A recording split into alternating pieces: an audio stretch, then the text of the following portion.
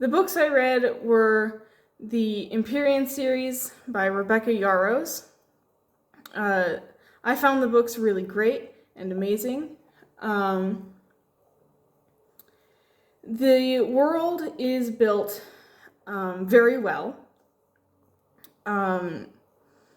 The first book introduces us to where Violet has no idea about the world of dragons. Of course, dragons exist. There's a war college, and she's working to become a writer, but her whole life she's been training to be a scribe. So she's being thrown into this world that she has no clue how it works.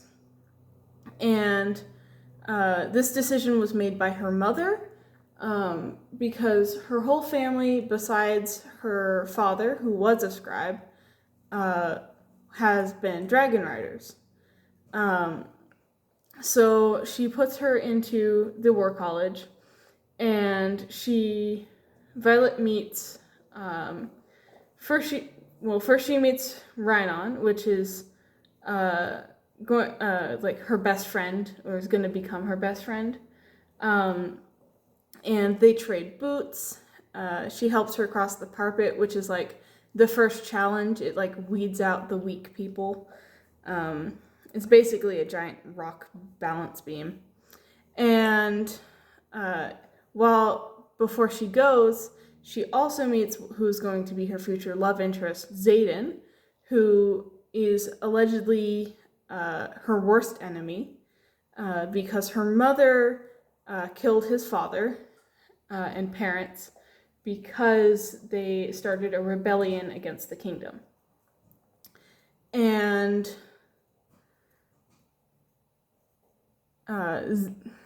she crosses the carpet, makes an enemy out of a boy named Jack Barlow, and she meets her old childhood friend Dane, and Dane acts different than what she remembers him, and he tells her that the college strips away everything except for who you are at your core.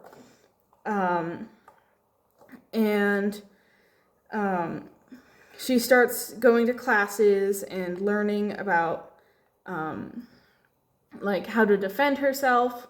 She starts out by actually poisoning her way through the challenges, and then goes into like doing better and better at her challenges. She discovers that the marked ones, which are Xaden and the other people from his province that started the revolution, they have like this like tattoo on their arms from like their parents being killed. That like means that they're children of traitors. And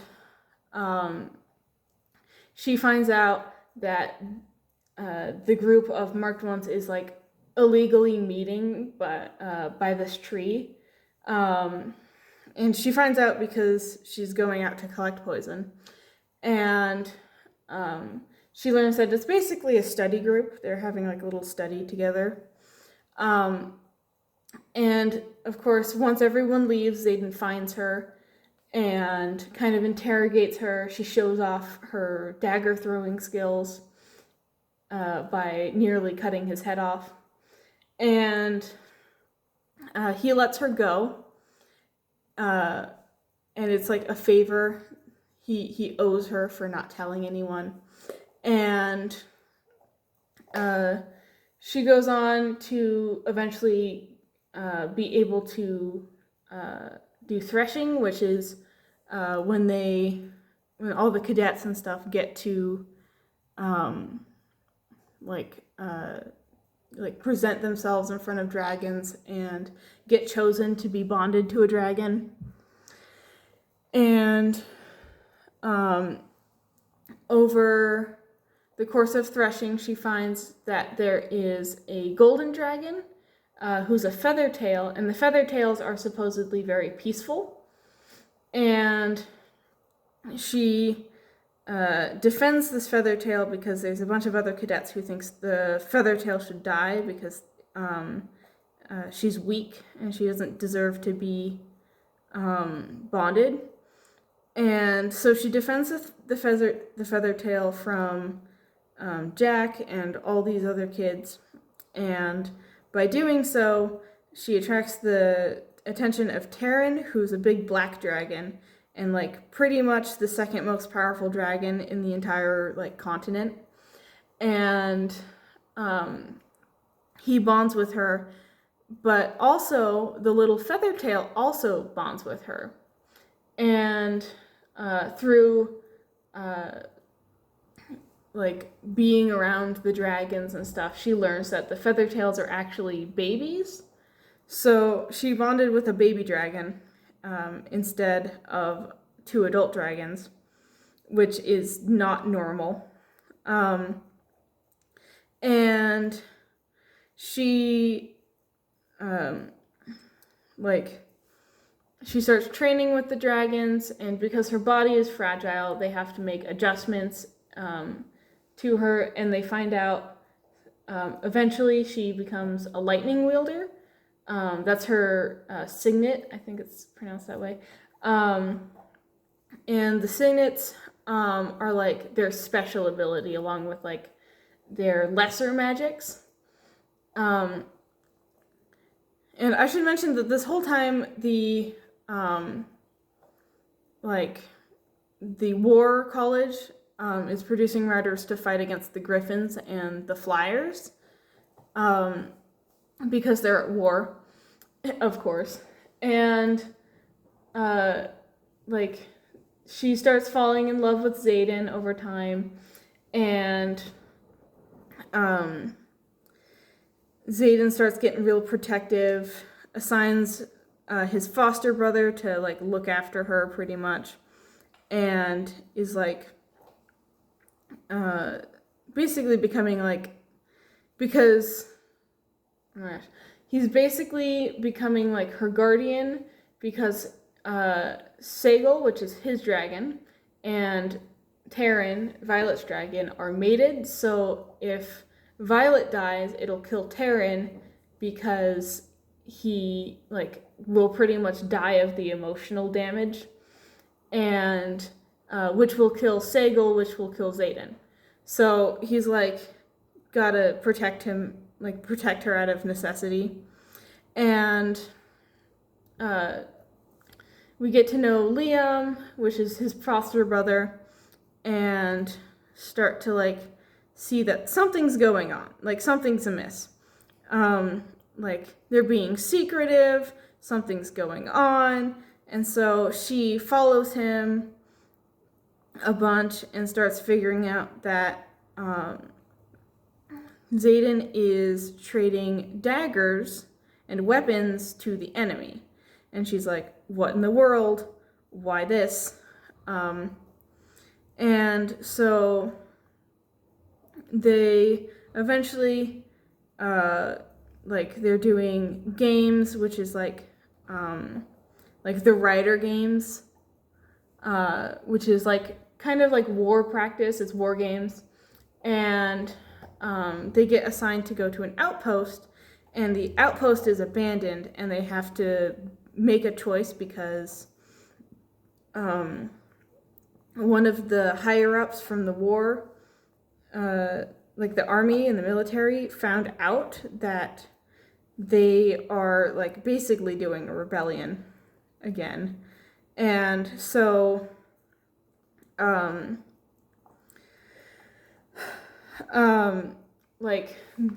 rebellion kids are all sent away basically to go fight this like battle for them. And they find out that these mythical creatures that have only been said in fairy tales called Venin actually exist. And Venin are like magic users or normal people who have, instead of like pulling magic from dragons through the bond, which is like a natural way to manipulate magic for humans, they take it straight out of the earth and objects and such. to survive, and it like kills their soul and whatnot. And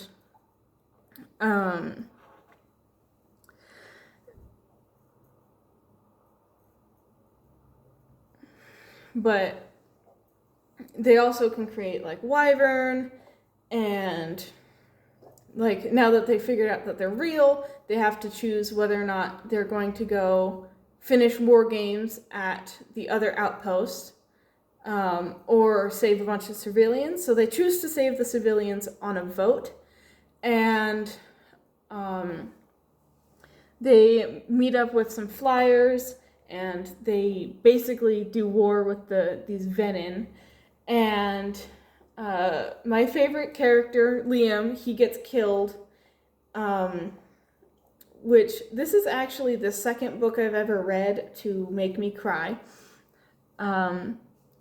But they take, and they basically fight off all the Venin. One of them gets out, and they go back to the war college, and everyone has since thought they were dead, because Violet got stabbed by one of the Venin's blades, and the Venin's blades, they're poisoned. So, she got poisoned and sent away, and ended up in this like house, and she wakes up, and she realizes that she's in bed and that she's safe, but something's weird because her brother's alive, and he's the one who actually healed her because he has like a healing signet. But they get back to the college, and they like surprise everyone that boom, we're alive. And they surprise, like, hey, boom, we're alive, we lived. And the guy that sent him off to basically die gets fired, and like everyone graduates to the next year, and that's kind of where the book kind of ends off, at least this one. The second book is I think the weakest book for me, at least, so far. It has all the good like writing, but there's a lot of back and forth, lots of standing still. They go through most of their second year. They start making pacts with like the Griffin Flyers and stuff like that. It starts picking up towards the middle more, where we kind of meet some of the Griffin Flyers more. We learn more about them. They start like teaching different classes, and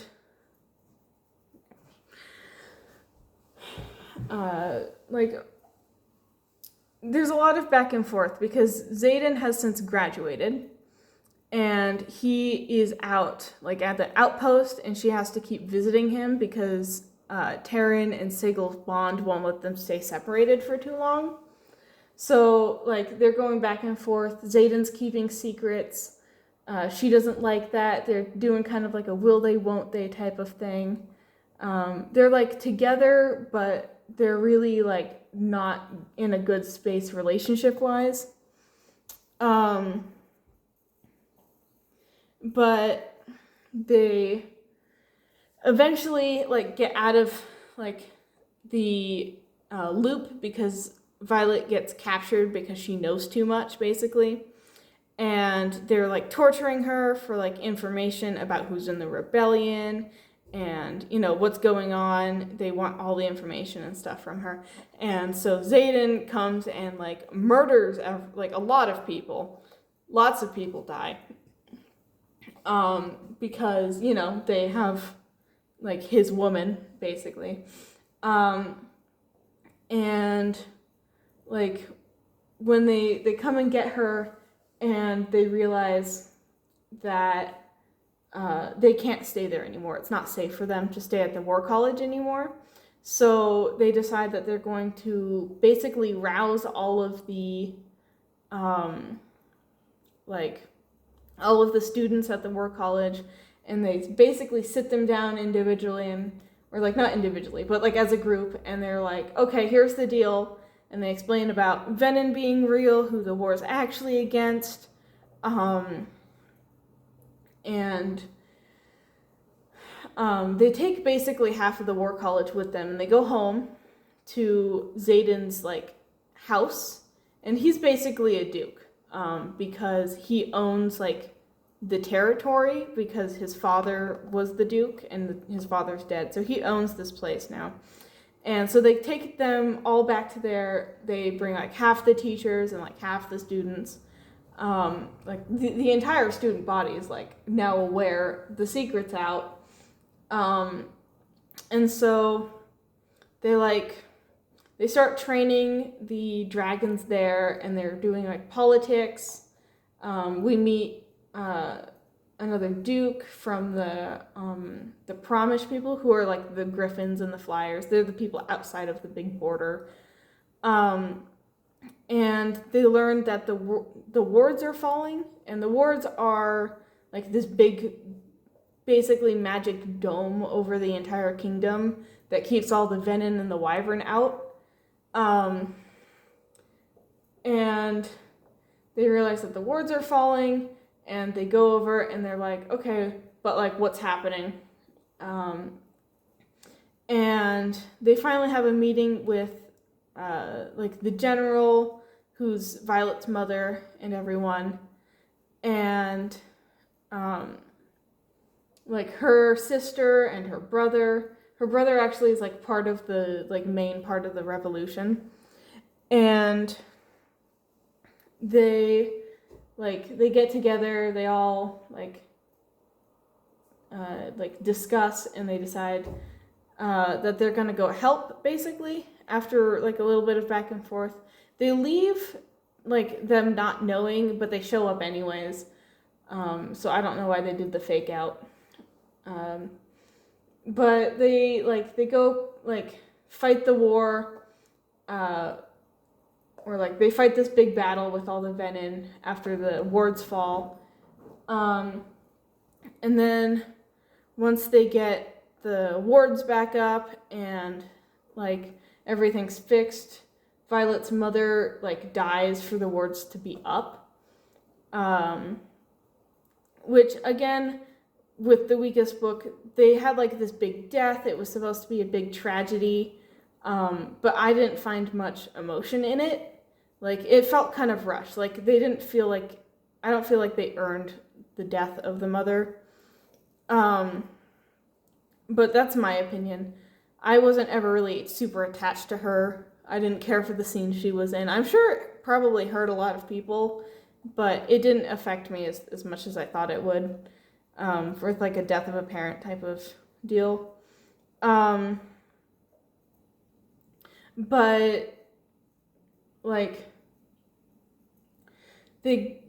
she dies, and the book kind of ends there mostly. The wards get up, and we are left with this cliffhanger of like Xaden did something dumb, basically, and they go over and they're like, what's going on? And then the book kind of ends there on a cliffhanger. And when the next book picks up, which is Onyx Storm, it's like revealed that Xaden became a Dark Wielder or a Venom because he was trying to kill like the really bad one, and like protect everyone.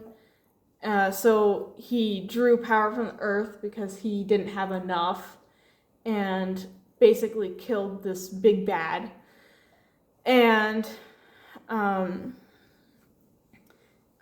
like the most of this book is like finding a cure and trying to find Ardana, which is like the baby dragon that Violet started with like bonding, because they found out that she's not one of the 6 breeds of dragons. She's actually a 7th breed that left a really long time ago. So it's a lot of research and finding where people are, lots of politics, which I really enjoyed. They did the world building in this one really well. They went through and they did the politics super realistically. I super enjoyed that part. I am a lore bug. I love lore for characters and worlds. And I found that out of all three books, this one is I think the most lore heavy. They go into why the dragons left. They go into Ardana's type of dragon. They get a lot heavier with the tension between Violet and Xaden, because at this point he basically refuses to touch her because he doesn't want to hurt her. And towards the end of the book, he actually basically abandons her. We don't actually quite see what happened. She's lost her memory at the end. But it ends on a cliffhanger, which great way to keep people reading, but now I have to wait for the next one. But as far as lore goes, Fourth Wing started out and it was really good at introducing the world. It was great at introducing the Venin. They put Easter eggs in the first bit where it was these are stories that people have heard, they aren't real, and then they slowly kind of start dropping hints that maybe they're not stories, because she wants to find the book, but it's been completely wiped out. There's no fairy tales about the Venin in the library whatsoever. There's nothing past 200 years ago, because they have wiped out all memory because they don't want the people knowing that the Venin exist. And which I feel is a great bit of world building, also in the fact of none of the characters really think that you can draw energy from the earth, or they kind of think it's a big myth, basically. Wyvern, what are those? Because the Wyvern are dragons, but with 2 legs instead of 4, and they're ew, gross, that's disgusting. But they do a really good job of making the Venin seem plausible but not real at first, and then they slowly morph it into, oh, they're real, oh, they're a really big threat. And they do really good with that.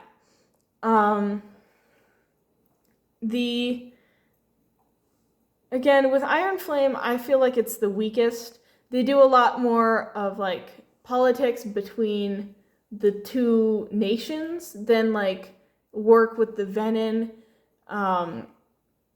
They start showing that Violet has these really bad nightmares, and it's the same one over and over again.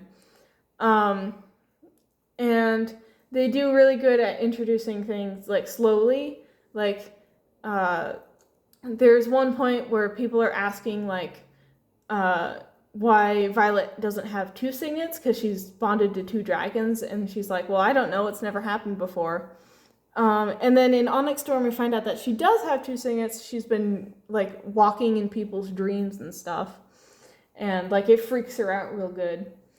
And Onyx Storm, I think, is the second strongest when it comes to the world building and how well it plays into the story, because it does do a very good job of keeping the world building active. There's still more to explore.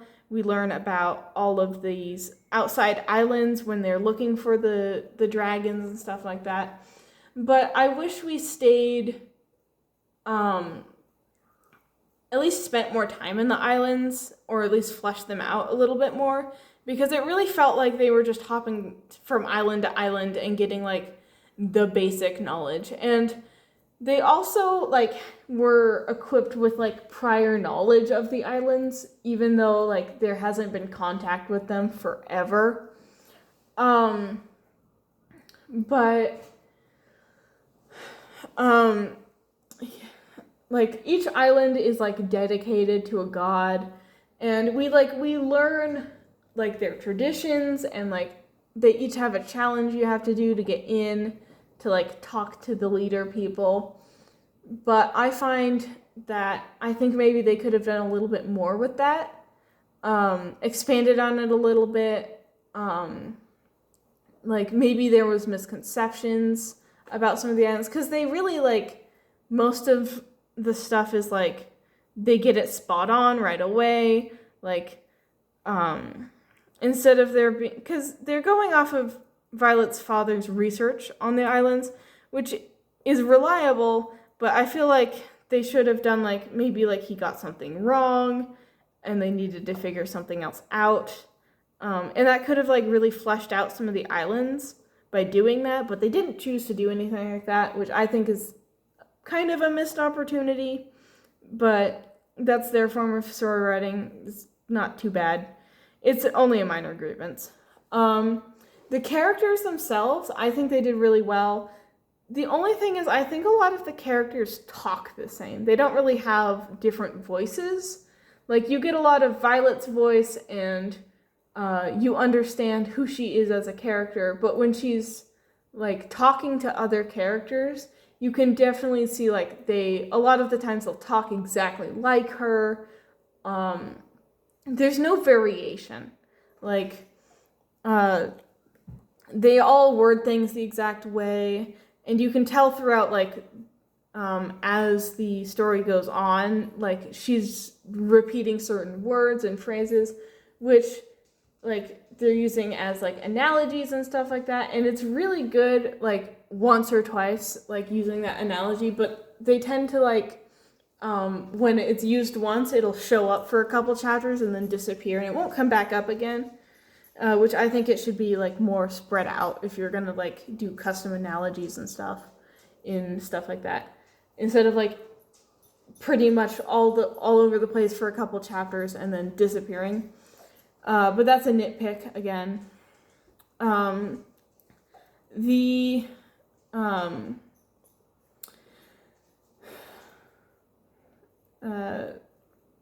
Like the themes, a lot of the themes come up as like don't trust everything you hear, because like there's a lot of like talk about like there was this misinformation, all of this stuff was wiped out, and stuff like that. And I think they did really well with that type of stuff. Is like they kept it really consistent. They made it make sense when they were able to find information. Like it was in the King's special library, and of course they had access at one point to like the Promised libraries and stuff like that. And of course they didn't remove all the texts and stuff like that, so they were able to get a lot more information that way. But I think there are some like faults in the book, of course, and there's faults with every book, but the main ones I see is the characters sound a lot the same. They like certain analogies or phrases will pop up for a chapter, get repeated a bunch, and then never show up again. And they don't really flesh out like a lot of the other characters a lot. In Fourth Wing, I found it kind of hard to keep track of who was who when there was a lot of characters happening all at once. Like, it felt like the characters were trying to talk over each other and you couldn't tell who was who. But Fourth Wing also did a really good job at introducing those characters. But I feel like it would have been better to like make it more clear, spend a little bit more time with some of the side characters who were reoccurring, so we knew like who they were as people, like get to know the name that best attaches to that personality. Like, there's one character named Rydok, and another character named Sawyer, and for the longest time, they would show up together a lot, and I stopped remembering who was who, because they showed Rydok as, like, the jokester of the group, and then Sawyer was also a jokester of the group, but in a different way, and I started to, like, get confused at who was who for a little while. But overall, the books were really good. I'm really excited for the next books. But we have to wait for her to write another romance novel in between them. So that's a little annoying. I think they did a really good job. I would like to see some improvements on, like, those specific things, as I mentioned. And I really, really liked the way that they did all the world building, introducing certain concepts. A lot of the foreshadowing was really great. They really hit you in the gut with a lot of these deaths that happen, especially of, like, main characters. They always do, like, some tragedy happens at the end of each book. Fourth Wing, it was Liam died, and that one made me cry. Like, it hit me pretty hard. And in Iron Flame, Xaden got turned venom. Violet's mom died, which I think is the weakest death of the main character so far, but it is what it is. And Xaden turned venom. In Onyx Storm, the big tragedy is, like, Xaden disappears. Like, she doesn't remember what happened. And Quinn, who's also a minor character, I liked Quinn. It made me really upset when she died, because we switched perspectives into another character for a little bit, which, she's a side character. She's Imogen. She's pretty important. She's kind of mean to Violet every now and then, but she's like a tough love type of person. But they, like, kind of tear at your heart when Quinn dies, and that one also made me pretty upset. But they did really well, like, with her dying. Her death was done really well. Also in Iron Flame, they had Sawyer lose his leg, and again, I think it's another weird plot point. Like, it goes really well. It shows a lot of consequence. Like, there's consequence to these battles. Characters can die. Characters can lose limbs. But also at the same time, Sawyer, like, it feels like a weird plot point, because they spend, like, some time in there with him in, like, the hospital room. They show him getting better slowly. And it's a good way to, like, show that the characters have lives outside of the main character. But I find it also, like, kind of distracted a little bit from the rest of the story. Overall, though, I really like the book. I diss books that I like. I'm nitpicky because I love the book. I found a lot of the characterization. Once they seemed to figure out who was who and whose voice fit with what, like, I stopped having the problem that I had with Fourth Wing around Iron Flame, where they started to, like, show who was who better. Like, I started to be able to tell the difference between Sawyer and Rydok. They flushed Rye, who's Rhydon. They flushed her out really well as Violet's best friend. Like, they started to characterize her a lot better.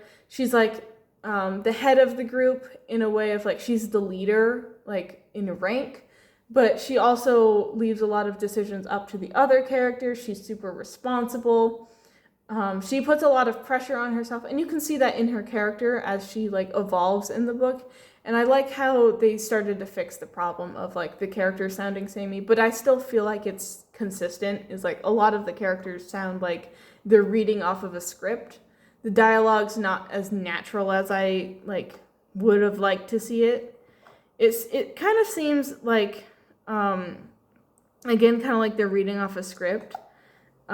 when they have like discussions like heart to hearts and stuff like that, they almost have like a Hallmark movie moment where like they say exactly what they need to say and they mean to say it, and there's never like, this is one of the times I think you could get away with doing a like one of those miscommunication tropes to where not necessarily the group splits up, but people don't really understand each other or see eye to eye for a little bit, and it takes a lot of work to like get them communicating right again.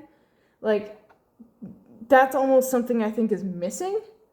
Because there's no like conflict between the main cast. They're always like right on each other's tail. They always understand each other almost perfectly.